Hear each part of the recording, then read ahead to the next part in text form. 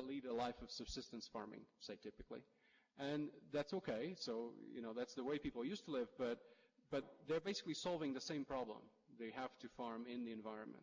So when you look at information that exists in your society, and you have a society of people leading subsistence lives, that information doesn't accumulate. It's basically about solving the same problem, how to be a subsistence farmer in this example. But when you go to a city, it's very different, because what happens is that now you're connected to other people.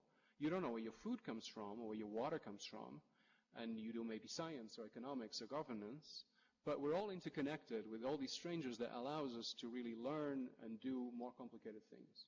So there's this division, Kenneth Arrow, economist, I guess, called this the division of knowledge. It's basically an old play on the division of labor, but that doesn't exist necessarily within the firm, but exists really at the level of cities. This is what cities are for. By creating these dense social environments, they allow people to really learn and specialize in a way that what you know is different from what I know. So when you sum what we know and what you know together, this starts accumulating knowledge. And knowledge in economics is really the basis of economic growth. So cities are good for this as long as people can perform this dynamics in their lives. So what happens with development is that typically people cannot do that immediately, right?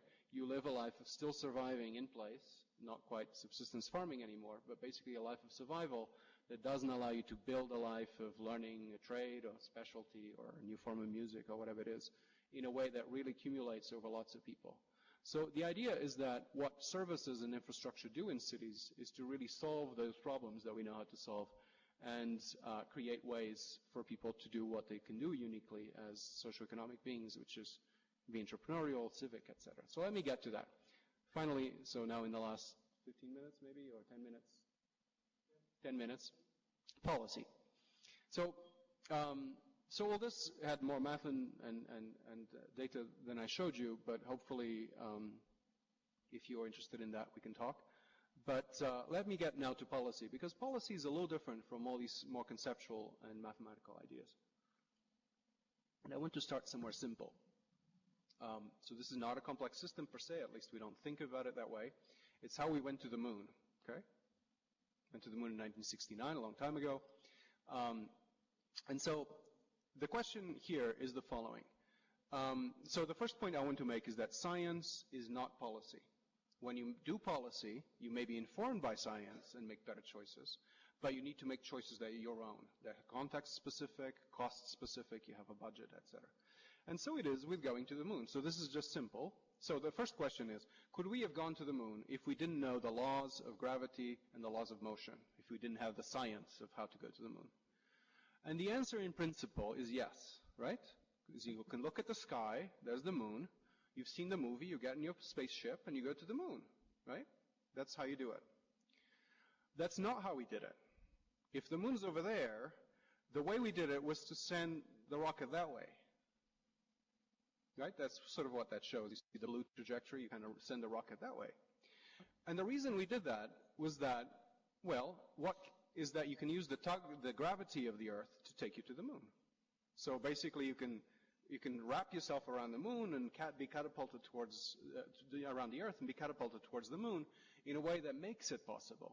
Basically in 69 or now, we could not build a spaceship that would take us to the moon in this direct way. It would be a completely impossible engineering problem because it would have so much fuel and be so maneuverable that we don't know how to make that. But if we know science, we can actually kind of use the force that's keeping us on the ground against itself, sort of a martial arts move, and take us to the moon. So that's the same thing with cities in some sense, is that what we need is to understand the socio-economic dynamics of cities and the infrastructural dynamics of cities in a way that allows us to foster human development without the bad things about cities. So I hope that at least made some sense. But let me tell you then about data, new technologies, and opportunities for policy in cities, and how essentially policies in cities divide into two kinds of problems that I'll call sort of simple problems and complex problems. I wrote about that in this paper. It's simple and doesn't have much math, but basically I'll make the point of what it is today. And I want to start sort of with an example again that's simpler than dealing with an entire city, which is, this may not be exactly like this now, but this is how I learned it, which is self-driving cars, which may change cities, of course, are changing cities. San Francisco at least. But here's the idea. So Volvo makes a pretty picture. That's why I'm using it there, but probably I should have Google. but she's reading a magazine and not driving, and there's a bunch of Volvo cars in front of her. But the idea is the following: how do these things work? Okay, it must be a complex systems problem, right? It's complex to go on the road. You may have to have an agent-based model of people's behavior. You may have to know the distance between cars. We've seen some models of traffic that were simple, but now you really need to go from A to B yourself and not have an accident. So what I learned from certainly the early models of this is that I was in a talk by Richard Murray, who's a control theorist who built one of these things at Caltech. It's not the one that's at Google, but it's similar. And I asked him, well, so he was showing me how they did it, and it was all hardwired, all just loops of code and computation and sensing, much like we think smart cities should work. And I was asking him, well, surely that's not the hard problem. I can see how the car knows the cars around it, knows where to go, it has GPS. But surely the problem is to deal with all the stupid things that other drivers do, right? All the behaviors of other people that are very hard to predict. So he told me, no, we don't have to do that. So I was surprised by that until I understood why. And the reason why is that basically it's technology of a certain specific kind, which is also something that makes the difference in cities. It's the following idea, is that this car, or any car that's self-driving, senses the environment, senses what other cars are doing very fast, at the speed of electronics, at the speed even of then mechanics for the car. So, but it's all basically acting on a millisecond time scale, whereas people are doing stupid things on a second time scale. So people are doing stupid things on a glacial time scale. You have an eternity to do something simple and not get entangled into an accident. So that's how the problem is solved, is through basically creating a very, very simple solution to a very complicated problem, because you have temporal separation. Because you don't have to deal with a human as a human. You could deal with a human just braking a little bit. The car can brake a little bit and just adjust.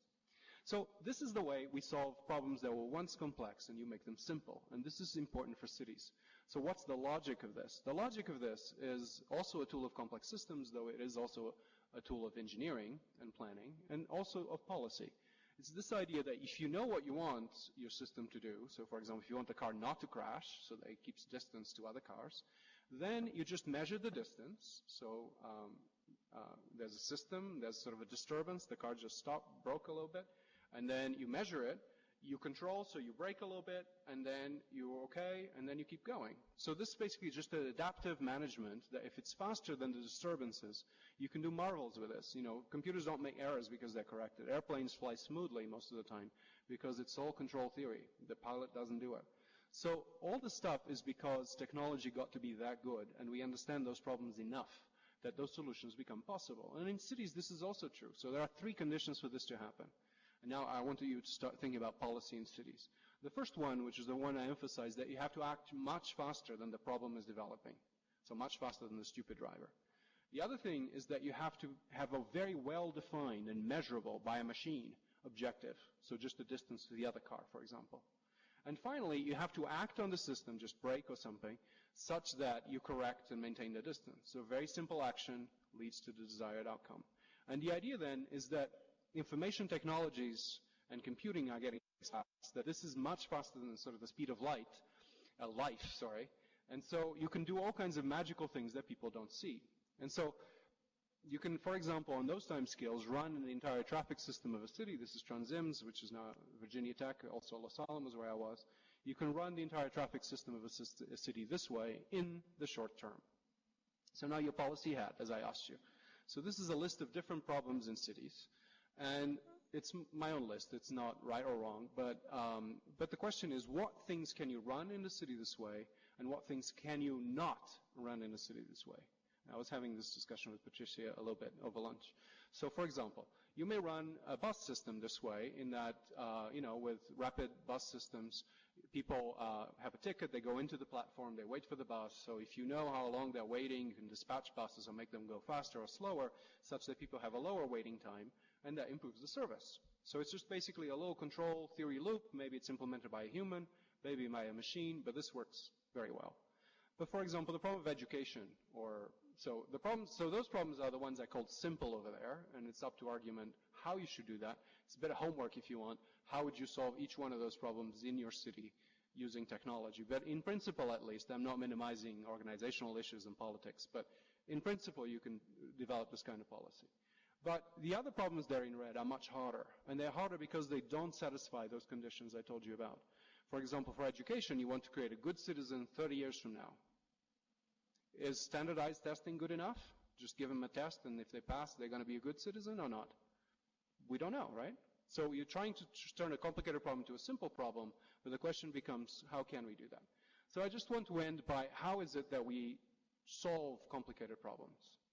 How is it that we create the conditions to solve those complicated problems? These problems of education, of politics, of poverty, of public housing. And the point is that it's not at all like the control room in Rio. It's not at all like just the engineering system, however good. It's by a different mechanism, a mechanism that we tend to call self-organization in complex systems. But before that, this is basically what those problems are known in sort of planning, wicked problems, because they have circular causality, because the outcomes are unclear, etc. But what I want you also to know is that this kind of problem is old, and in fact is an economics problem. The problem of economics, the central problem of economics, this is Friedrich Hayek, who in part of the Austrian school sort of formulated what these problems were. What is the problem of economics? Is the problem that's very similar to how do you solve, or at least allow these problems to be solved, the problem of, in this case, of how to organize an economy.